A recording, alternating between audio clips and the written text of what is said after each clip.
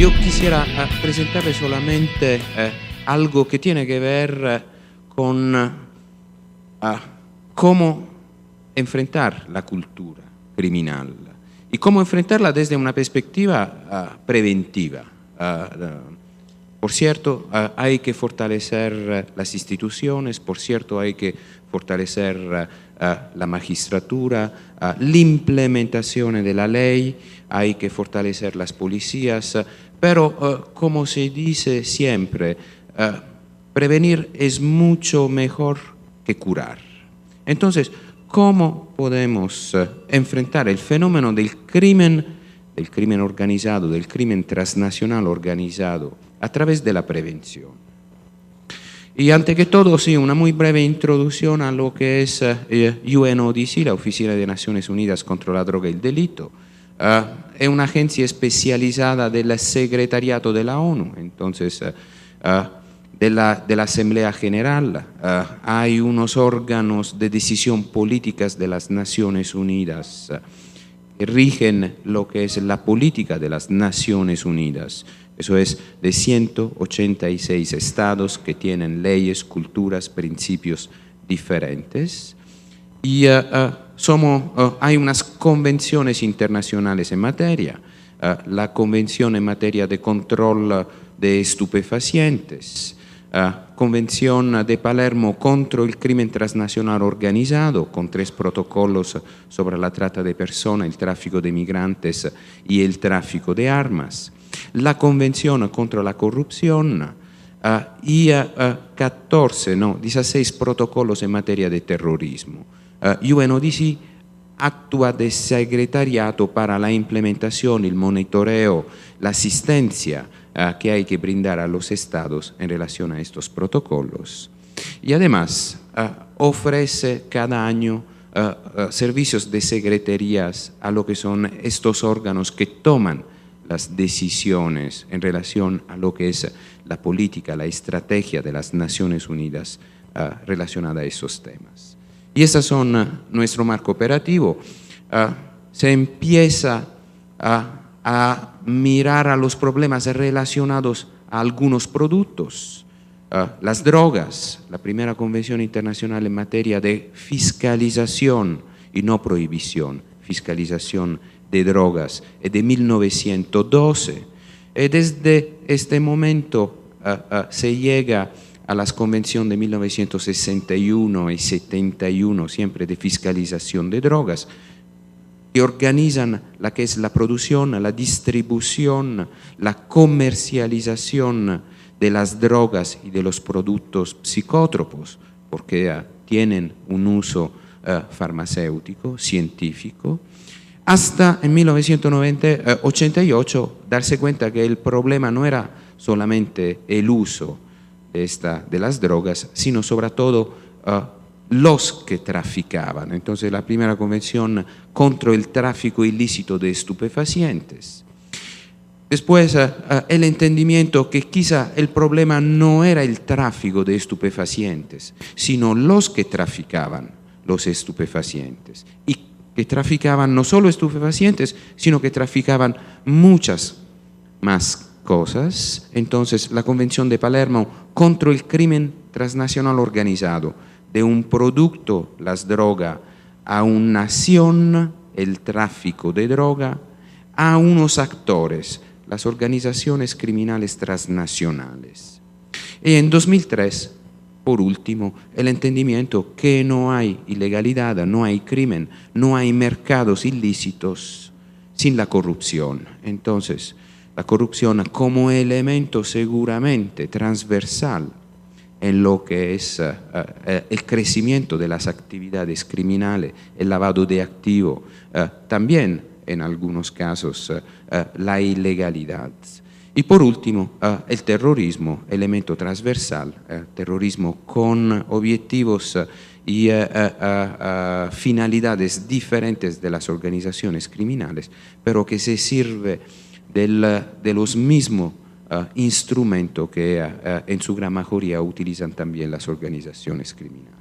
Y una de las tareas de UNODC es también hacer el análisis, tratar de brindar datos, informaciones Sobra la situación en materia de mercados ilícitos, en materia de consumo de droga, en materia de producción, en materia de trata de personas, más recientemente de las manifestaciones más evidentes de la ilegalidad y de la criminalidad, estudios sobre la violencia, sobre los homicidios, o sobre los flujos financieros ilícitos. Se habla mucho de, como justamente decía antes Octavio, de luchar en contra del poder económico de las organizaciones criminales, lavado de activos, bueno, cómo se mueven los capitales, cómo las organizaciones criminales logran limpiar sus ganancias e infiltrarlas adentro de la economía formal. Y seguramente una de las consideraciones que hemos puesto a la atención de la comunidad internacional en esos últimos 10 años es que el panorama de las organizaciones criminales nacionales y transnacionales ha cambiado, se ha beneficiado de una serie de factores externos, el final de la Guerra Fría, la globalización, una nueva economía, nuevas oportunidades para reorientar y rearticular su manera de trabajar.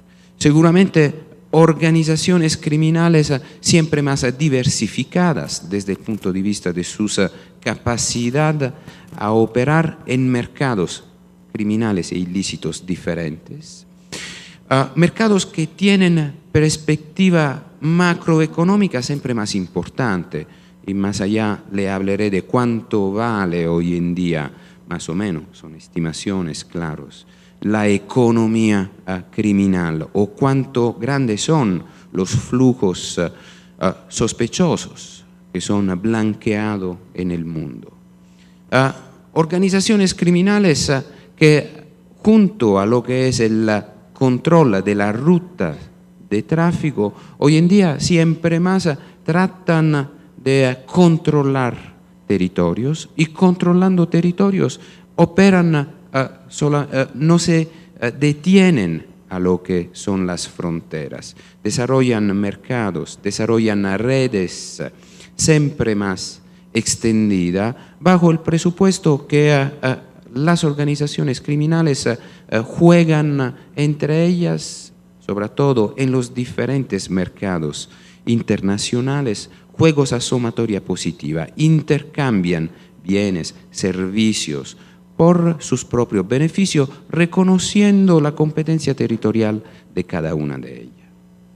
Todo eso claramente lleva a una consideración, eso es que también hablando de prevención hay que replantear la manera en que vemos el delito. No se trata más, yo hace 3 años y medio que estoy aquí en México, no se trata más y solamente de hablar de narcotráfico, de carteles, se trata de hablar de organizaciones criminales que han evolucionado y que hoy en día tienen capacidades operativas completamente diferentes de las que tenían los carteles del tráfico de la droga, que tenían sus propias estructuras, su propia cultura, su manera de trabajar. Y sobre todo mercados globales que de verdad no conocen fronteras, productos, hablando de drogas, el opio o la heroína producida en Afganistán que llega a cualquier lugar del mundo, la cocaína producida en 3 países de América Latina que es comercializada en todo el mundo por una serie de organizaciones criminales que cumplen cada una tarea adentro de la expansión de estos mercados. Pero no hay que hablar de droga solamente, trata de personas, sobre todo por fines de explotación sexual, mujeres traficadas de Europa hacia Latinoamérica, pero desde Latinoamérica hacia Europa, de Asia en dirección de Norteamérica, pero también de Latinoamérica en dirección de Asia. Entonces, de verdad, una red global que intercambia bienes y servicios, recursos naturales, migrantes. Hoy en día se vive en América Latina un fenómeno nuevo que es el tráfico de migrantes extra latinoamericanos, gente que viene del continente asiático, del continente indiano, que trata de llegar a Norteamérica, a Estados Unidos, y que se pone en manos de organizaciones criminales que le ofrecen un paquete, todo incluido en algunos casos, o en otros casos solamente el pasaje de las fronteras, y el tráfico de armas, y el tráfico de especies en vía de extinción. Eso es, estamos hablando siempre más de mercados enormes, mercados globales, hechos por organizaciones criminales que trafican y que se ocupan de todo lo que le puede brindar un provecho. Y cuando hablamos aquí en México a organizaciones criminales no necesariamente transnacionales que hacen tráfico de droga, las plazas, se ocupan de hacer de manera que haya siempre una demanda creciente de droga, robo de combustible, para mencionar un crimen que seguramente está bajo el control del crimen organizado y que genera miles de millones de ganancias. El tráfico de migrantes, el secuestro, la extorsión. Antes Octavio nos estaba hablando del pizzo, de la extorsión mafiosa. La extorsión o el derecho de piso a México hace 10 años casi no existía. Hoy en día hay muy pocos lugares en México en donde un empresario por trabajar no tenga que pagar la protección a un grupo criminal. O la extorsión. Todos probablemente hemos recibido una llamada telefónica de alguien que trataba de extorsionarnos, solteros, a quien le dicen que sus hijos han sido secuestrados, o padres que escuchan que sus hijos han sido secuestrados. Claramente el soltero no lo cree, el padre sí, se preocupa. La trata de personas, el contrabando, la contrafacción. En esta cumbre habrá alguien que hable de la piratería. Piratería y contrafacción son hoy en día probablemente el segundo mercado más grande y siempre más controlado por organizaciones criminales. Entonces, mercados enormes, mercados en expansión y que generan en 2009, 10 minutos, wow, entonces voy a hacer una película. En 2009, UNODC había estimado que los flujos financieros ilícitos estaban alrededor de 1.6 trillones.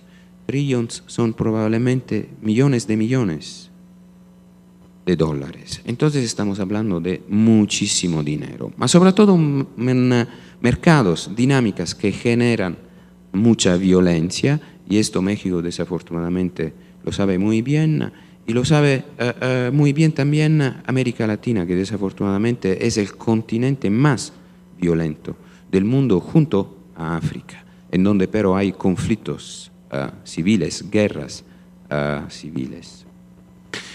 Y una estrategia del crimen organizado de expansión que seguramente es novedosa: control del territorio, eliminación de los competidores, para controlar los mercados, para controlar las plazas, para controlar también los mercados lícitos. Y esto a través de la utilización o de la corrupción o bien de la violencia. Y todo esto finalizado a imponer la que es la ley del grupo criminal. En última instancia, reemplazar lo que es el Estado de Derecho, sustituir el Estado con la ley criminal. Y también, una vez obtenido todo esto, controlar la economía lícita, poder blanquear el dinero, generar lo que desafortunadamente hoy en día caracteriza el sur de Italia, un territorio controlado, infiltrado de manera capilar por el crimen organizado y por la cultura criminal.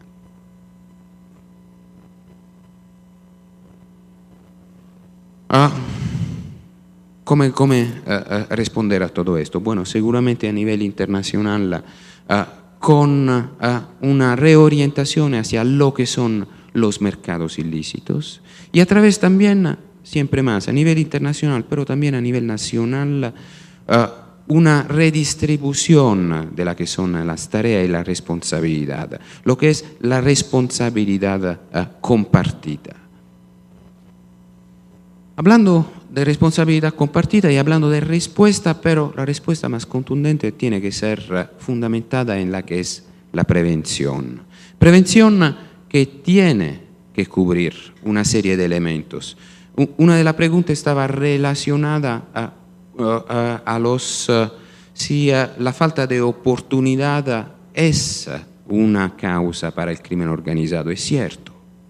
La falta de oportunidad, la falta de desarrollo económico es una de las condiciones que genera espacio para que la cultura criminal se pueda desarrollar. Y más en general, la calidad de vida.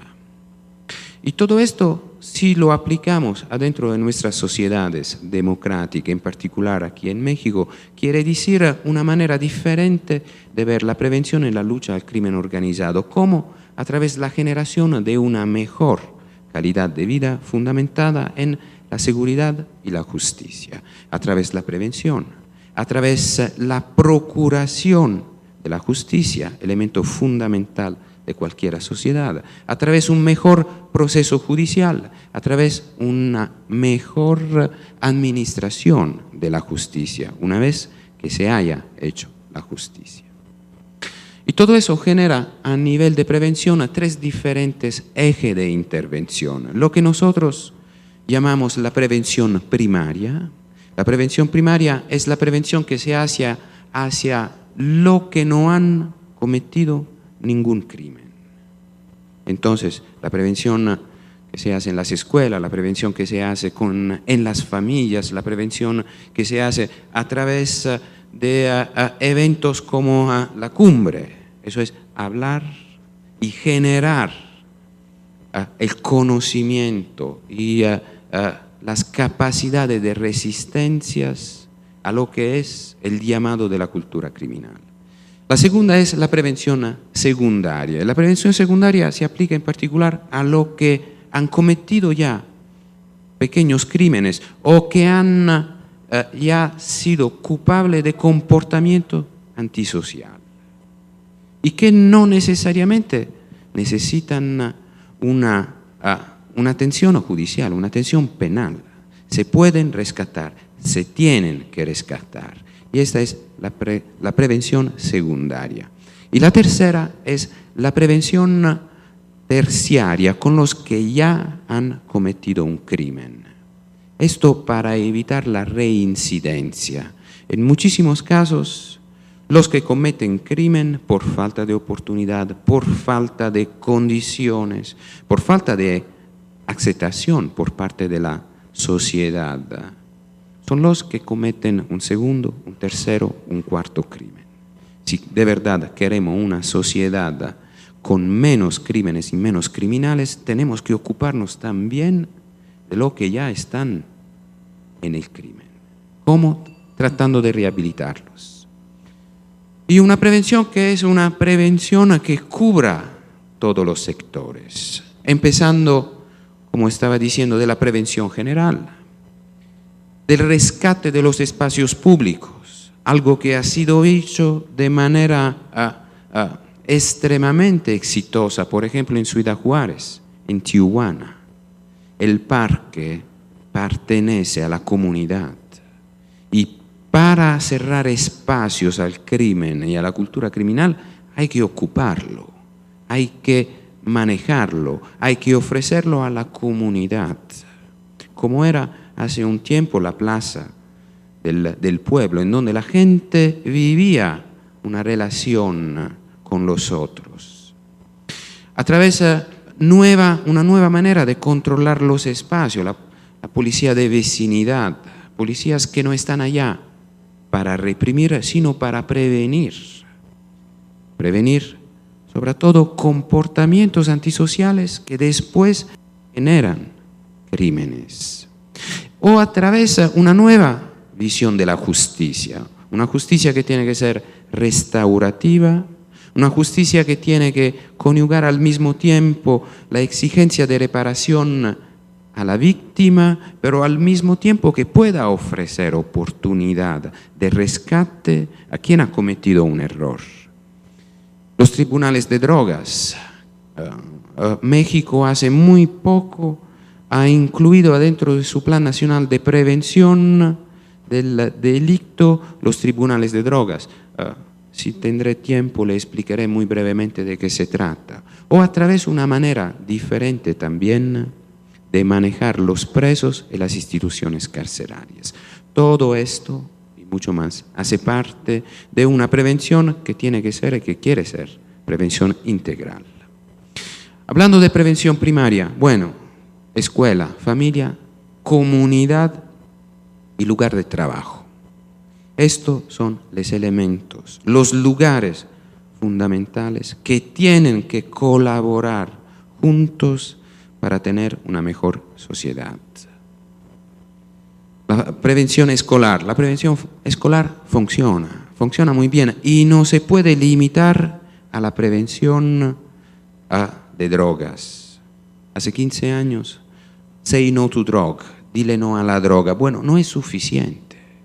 Una prevención que trate de formar los ciudadanos. Es esto lo que queremos. Queremos adultos, queremos jóvenes que sean capaces de tomar sus propias decisiones. No solamente que digan no a la droga, que digan no al comportamiento antisocial, que digan no al crimen, que digan sí a la legalidad, sí al trabajo, sí a la oportunidad. Es esto que queremos. Y solamente estos serán capaces de decir no a las drogas, lícitas e ilícitas, porque el alcohol daña tanto cuanto las drogas ilícitas, pero se puede comprar.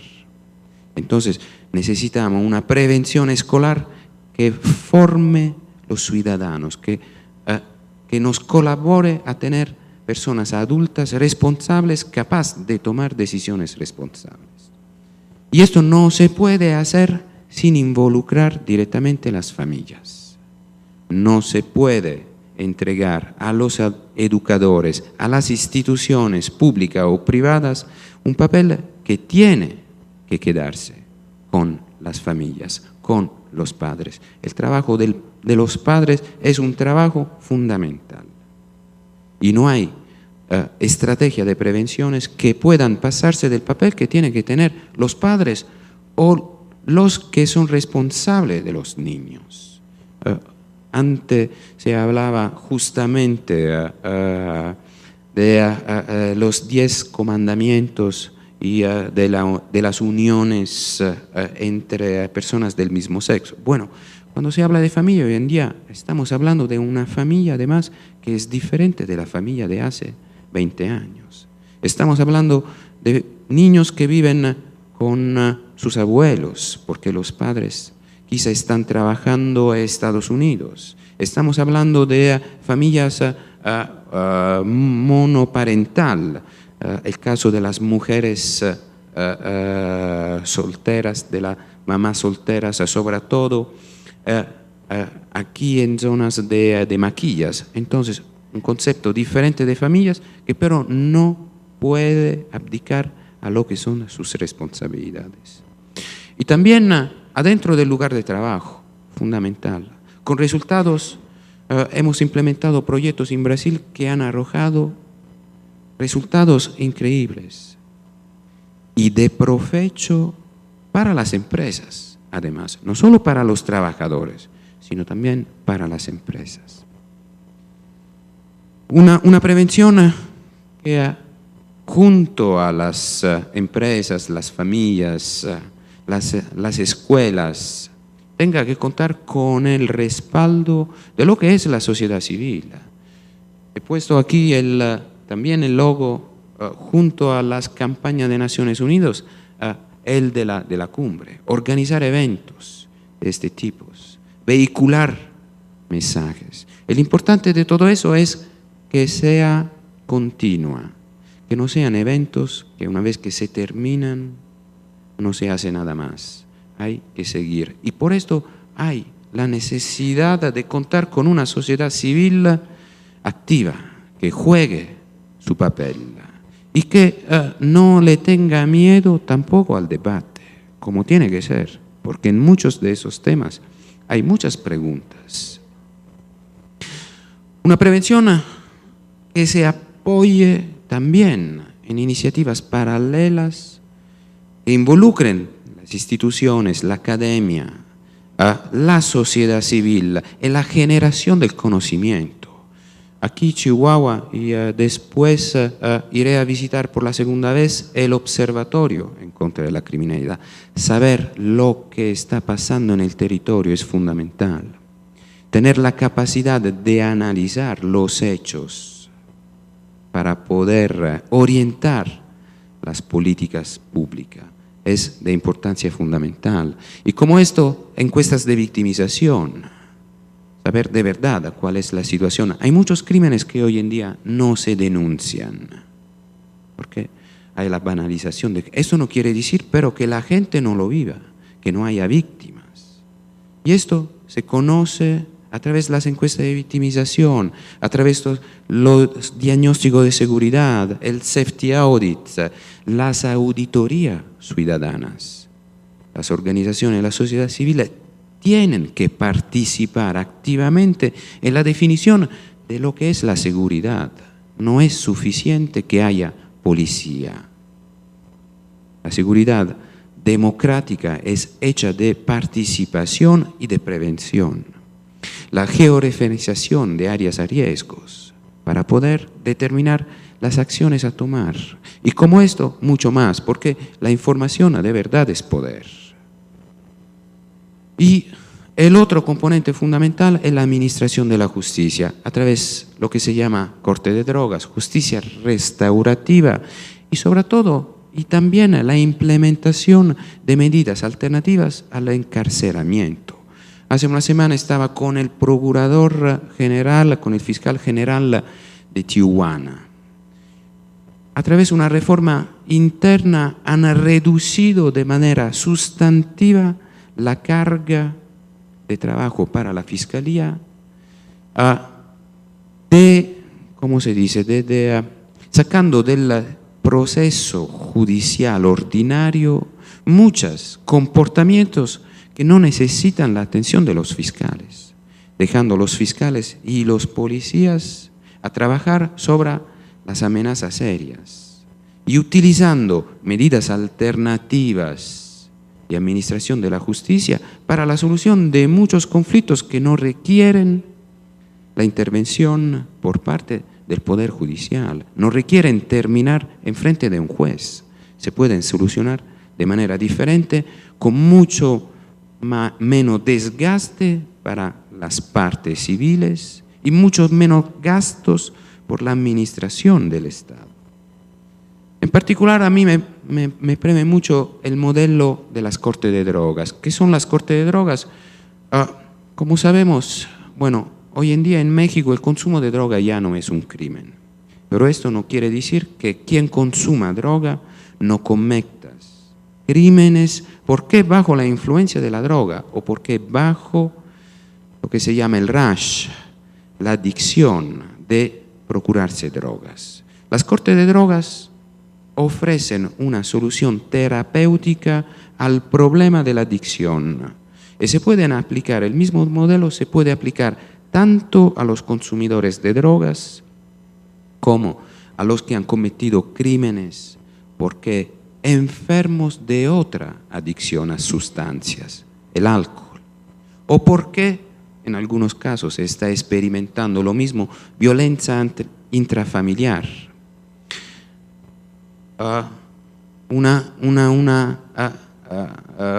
Interpretación de la realidad que viene de la transmisión de elementos culturales por parte de los padres. Pegarle a la mujer es normal. No, pegarle a la mujer no es normal. Pero si yo he sido educado bajo estos conceptos, bueno, lo iré reproduciendo. Y ponerme en la cárcel no soluciona este tipo de problema. Seguiré pensando que pegarle a la mujer es cultura, es normal. Las cortes de drogas o este approach terapéutico a la administración de justicia es algo ya bien conocido a nivel internacional.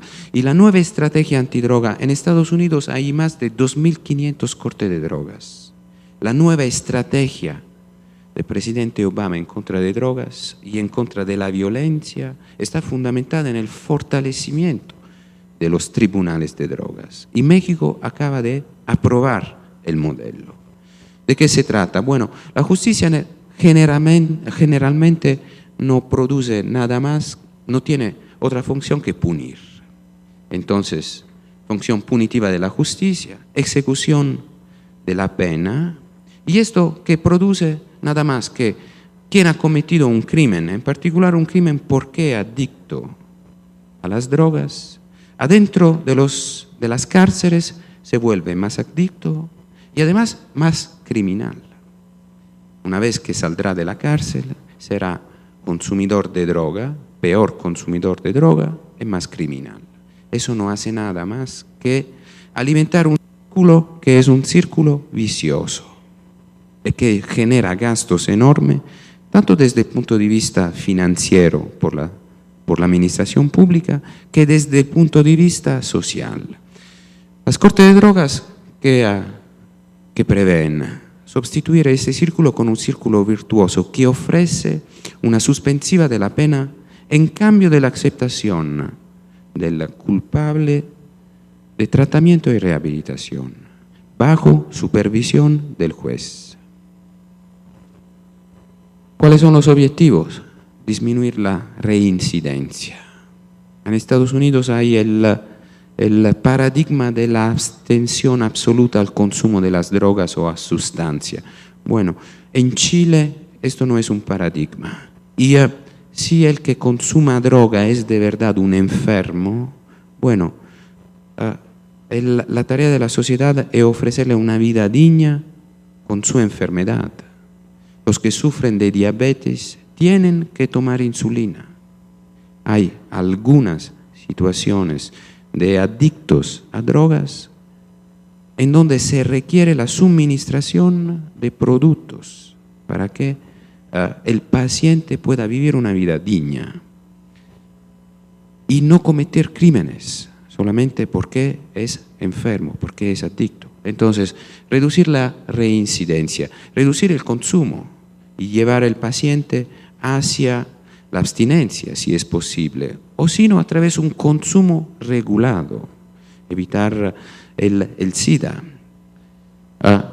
La reinserción social, tanto del individuo como al interior de la comunidad o de su familia, los efectos negativos del encarcelamiento y también permite alternativas que permitan al paciente de seguir con su vida. En México, entre los presos por delitos contra la salud, 38% son por posesión, 40% por transporte, 15% por venta al narcomenudeo, pero el dato más impactante es que el 94% de los presos consuman droga en la cárcel y la consumirán afuera. Además, el costo de un preso en las cárceles en México es de 150 pesos diarios. En Estados Unidos, en donde ya los tribunales de droga funcionan, esos son los resultados. Reducciones de la tasa de criminalidad en donde operan las cortes de drogas del 35%. Reducción importante de la reincidencia durante el primer año y sustentada en el segundo y en el tercer año. En muchos casos también reunificación familiar, en el sentido que el adicto o el paciente reintegra a su familia. Imaginen cuando una cabeza de familia está en la cárcel por problemas relacionados a adicciones. ¿Ya? Sus hijos, su esposa, tienen que hacer frente a esta situación. Bueno, la reunificación permite de verdad de reconstituir la familia.